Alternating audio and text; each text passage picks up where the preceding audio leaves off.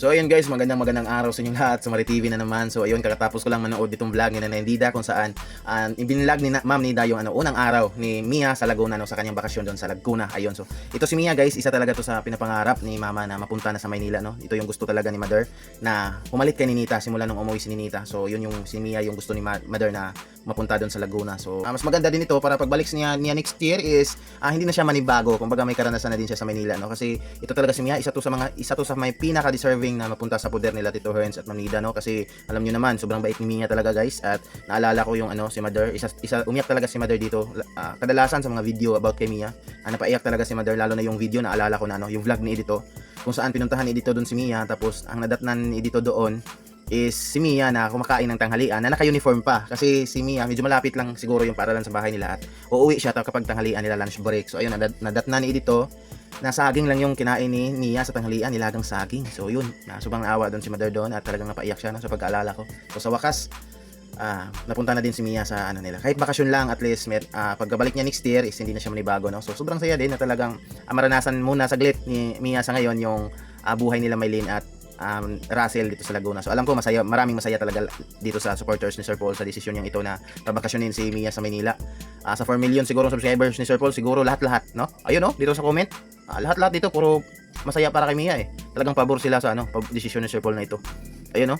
Hello po, good morning, watching from Italy. Hi Mia, finally nakarating ka na dyan sa Maynila at kasama mo na rin ang kababayan mo. We love you all. Ayun. Sabi din ni Ma'am, natuloy din si Mia sa wakas. Hehehe. Enjoy your vacation, Mia. Wow, madali lang si Mia makibagay. She is flexible at madali pakisamahan. Madali rin makisama. Enjoy lang, Mia. Yes, yun din po yung observation ko sa mga vlog sa vlog na ito ni Ma'am Nida. So may isang vlog din guys, si Tito Herns nag-vlog din. Ayun, no, dito sa gilid, napanood ko na ito. Na unang araw din may vlog din si Tito Herns tungkol sa unang araw ni Mia sa bahay nila. Pero ibang pangyayari naman, no. Kung gusto niyo mapanood ito, search niyo lang ang YouTube channel ni Tito Herns. So base sa comment na ito is grabe din talaga. Agree ako dito na sa pag-observe ko sa video talaga ni Mia is talagang magtatagal talaga siya, no. Kayang-kaya niya talaga sa poder nila Tito Herns at Ma'am Nida kasi kaya niya makibagay, di ba? Halimbawa guys, si Neri, iba din yung dating ni Neri, talagang mapapabilib ka lang talaga, sobrang strong ni Neri guys. Talagang may homesick siya, siguro hindi naman maiwasan yung homesick, di ba, sa poder nila Ma'am Ruth, pero kayang dalhin ni Neri yung homesick, no, kaya niyang tiisin. So si Neri, di ba, parang magkapatid lang sila ni Ma'am Ruth, sobrang saya nila, tingnan nilang dalawa. Talagang banding talaga silang dalawa ni Ma'am Ruth. Hindi gaya noon ni Madeline doon sa video, no. Sinsya na guys, i-mention lang natin na talaga si Madeline, minsan lang umingiti, laging nakasimangot, no. Talagang hindi marunong makisama sa mga tao sa paligid niya. Talagang nahihirapan talaga siya mag-adjust. At syempre, talagang mahihirapan din talaga yung tao sa paligid mo kapag wala kang kibo-kibo. So mabuti na lang si Mia is talagang balanse lang. So routine kay Mia sa susunod, no, na pagbalik niya sa Manila na talaga yung mag-aaral na talaga siya, kasi sa ngayon bakasyon lang muna siya. So at least may karanasan na siya dito. Pagbalik niya soon ay hindi na siya manibago sa buhay ng poder nila na Ma'am Nida. Ayun, mas okay na yung advanced training ni Mia. At least pag college niya hindi na siya manibago sa Maynila. Ayun, kasi diyan yata din siya titira during college. Kahit hindi magka-honor si Mia, as long as na magsipag mag-aral at pinasa lahat ng grades, makatapos sa pag-aaral at sumunod lahat ng aral at rules, may bright future na makakamit ni Mia. Another Maria of BB Team family, welcome to Manila, Mia. Enjoy vacation, Mia. Warm regards, Nanay Nida. God bless you all and more blessing to come. So ayun, nadagdagan yung Maria, no. So ano na bang tawag dito sa kanila?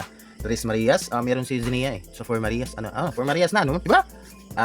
Marias na lang. Kayo guys, anong maganda yung pangalan?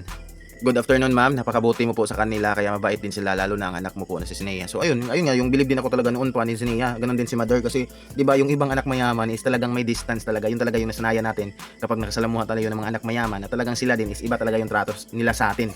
Pero si Sinea, mayaman naman talaga sila si Sinea, talagang may kaya. Talagang mayaman sila, diba, guys? Pero si Sinea, grabe nung unang araw pala nila Maylin noon, nila Ninita, grabe, parang yun, walang boundary sa kanya ba? Parang tinuring na talaga niyang kapatid yung dalawa. So ganyan, sobrang galing ng pagpapalaki nila Tito Herns at ni Ma'am Nida kay Sinea, guys. So, kaya sobrang bait ng bata. Iba din, no? Nakakabilib din yung yung disiplina nila Tito Herns at Ma'am Nida kay Sinea. Kasi hindi lahat ganoon eh. Ay Mia, nanibago si Mia dyan sa San Pedro. Maraming malalaking bahay daw. Sana masanay ka na, Mia, dyan. Ayun. Hello po Nanay Nids, diyan na si Mia, gaganda rin yan tulad nila Mylene Russell, puputi po yan. God bless po. Ayun nga si ano, medyo maitim pa si Mia ngayon is talagang kita mo talaga yung ang ganda niya na maganda siya, di ba? So paano na kaya kung puputi siya? Talagang may beauty din talaga itong si Mia, talagang may dating din. So si Ninita talaga sana yung ano din yung may madaming fans din na talagang iba daw yung beauty ni Ninita kaso ayun nga no. Sayang lang, sobrang mahal din yun ni ano, naninida si Ninita. Kaya nagdesisyon lang na umuwi, so sinayang yung opportunity. Pero maintindihan naman natin kasi hindi normal yung ano, di ba? Madagdagan na naman ang mga scholar next year sa Manila. Mag-aral, kung may darating pang iba, mukhang marami na, masikip na. Ayun, siguro yung iba sa bahay na ng mother ni Sir Paul or sa ibang sponsors. Study hard, girls, for your future. Huwag sayangin ang opportunities. God bless everyone. Ayun, nasa desisyon nila yan Sir Paul, kung saan nila ilagay yung mga ibang scholar, no? So alam na, isa lang yung alam natin na talagang hindi nila yan pababayaan. Gaya ng scholar ni Sineri, nila Latimanida doon sa poder ni Tita Pibilam, talagang minsan talaga nakakainggit din yung sitwasyon nila, di ba? Sa grabe din yung binigay na opportunity at alagang alaga pa. So sana all mabibigyan ng lahat ng kanyang opportunity. Pero mas mabuti itong mga batang to kasi talaga piling-pili talaga pinahalagahan talaga nila yung tulong na binigay sa kanila, no?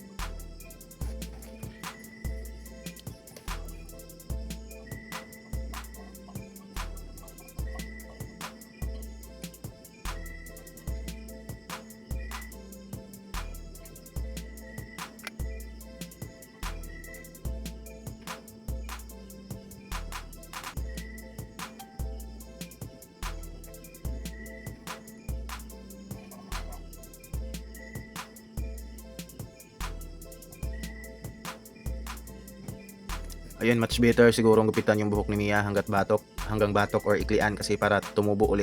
Healthy na kasi yung hair niya, parang nang lagas ata kaya madaming maliliit tumubo sa tuktok. Ano guys, yung appearance nila mga sa mga bata diyan, wag na nating punahin yan, no? Kasi okay lang naman nila nila Ma'am Nida, paano na lang kaya susupport na lang tayo. Sila na ang bahala ni diyan. Ni Tito Hern sa yung mga adult diyan na kasama nila kasi hindi naman nila hindi naman nila hayaan na magmukhang yung bata, di ba? Halimbawa na lang sila sina Russell, sila Mylene, ilang beses na din nadala sa salon nila Tito Hern. So bago pa.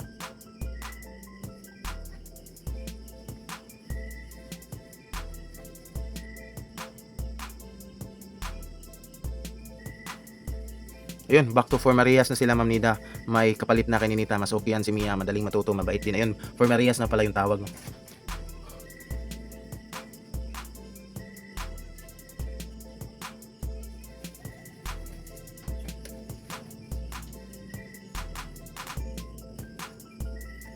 So yan lang guys for this video. So masaya naman tayo dahil may isang PB Team Scholar naman na dati nasa bukid lang pero ngayon is naranasan na naman ulit yung buhay nasa syudad, no, sa Maynila, sa Laguna.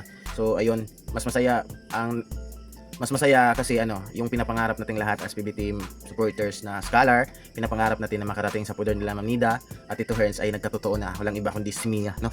So ayun guys for this video at maraming salamat sa panonood at subscribe my YouTube channel at like at huwag kalimutan uminom ng maraming tubig lagi kasi sobrang init ang panahon. And God bless sa inyo lahat guys. Bye bye.